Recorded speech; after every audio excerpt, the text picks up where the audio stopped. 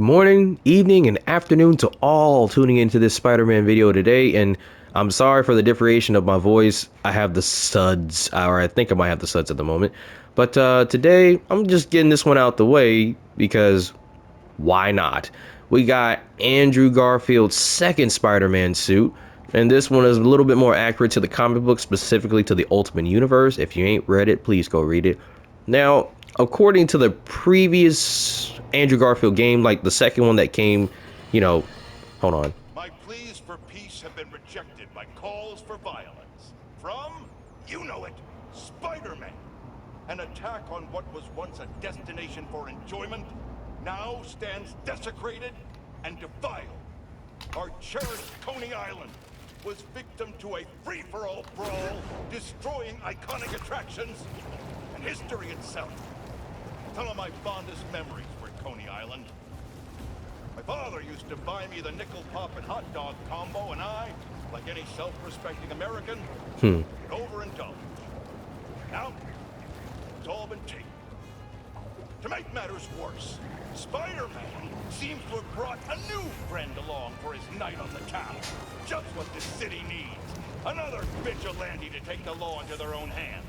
One person wasn't enough for you to corrupt Spider-Man. You need two acolytes to do your bidding. Add to the pile of unpleasantness the Hunters and reformed criminal Lonnie Lincoln, aka Tombstone, and you have a recipe for the ruination of any normal person just trying to have a night out. These Hunters are clearly after the Spider-Man and any of their accomplices. They're as much a blight on this city as the heroes protecting it.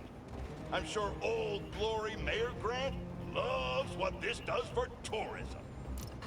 Wow, he likes to talk a lot. Anywho, I'm just getting this one out the way because I don't have him in my little lore arsenal. But anywho, this suit really came out during the second movie of The Amazing Spider-Man back in 2014 or 15-ish. I know my time frame's a little off. But according to the lore of the games, like the movie tie-in games, the second one, he said he changed to this suit because his previous one got damaged in the previous game before that by the Lizard, and he had Gwen make him a new suit.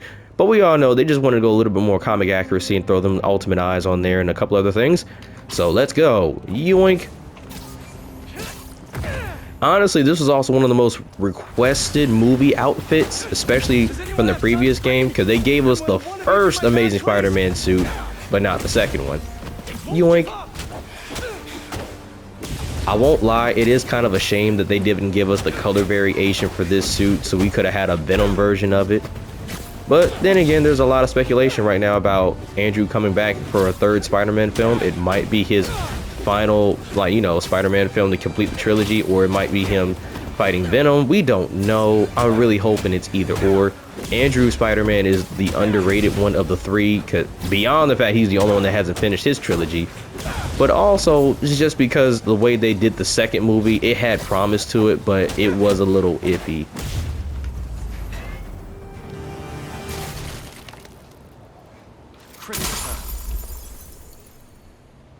I find them, and they're waiting for me, with all sorts of weapons.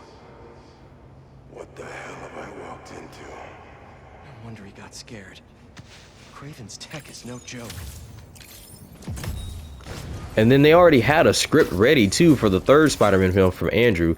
There were only two problems with this, with what happened after that. The first one is, one sec. Oop. Good.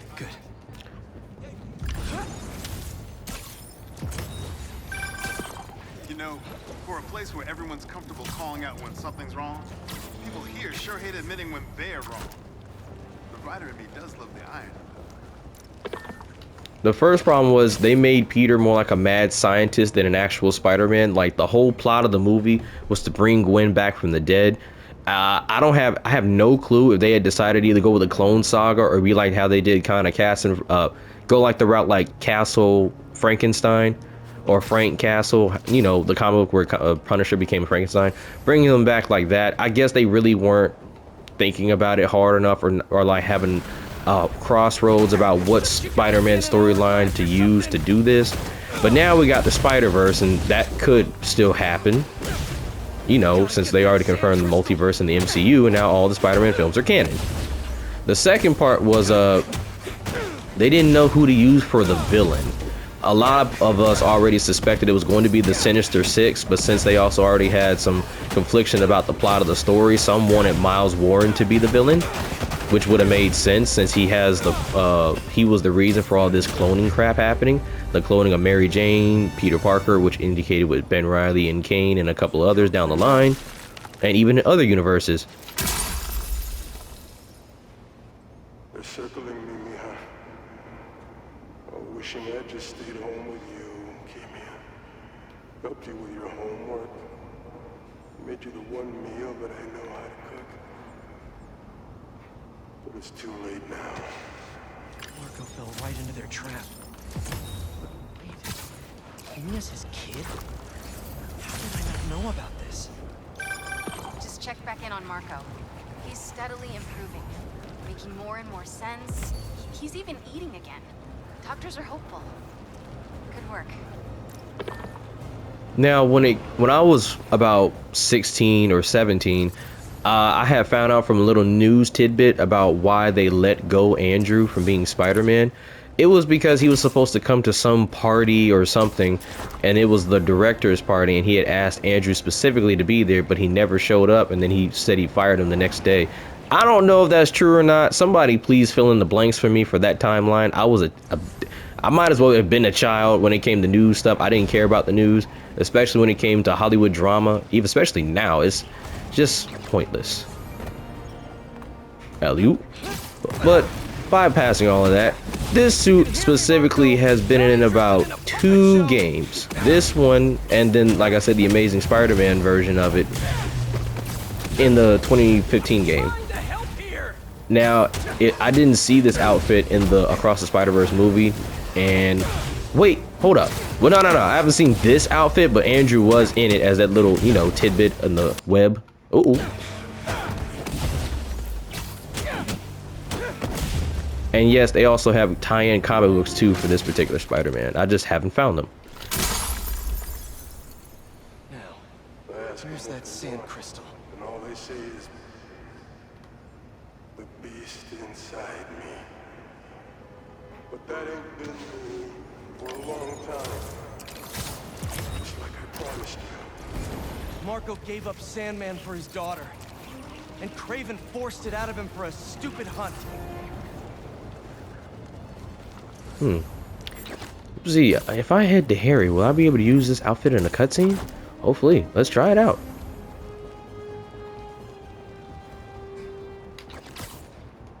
Oink.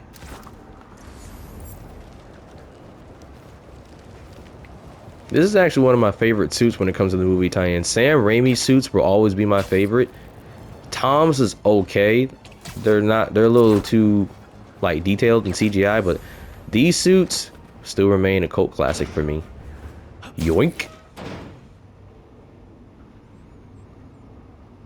Dang, it didn't go in the cutscene! Damn! Hey Pete! Watch this! Nigga.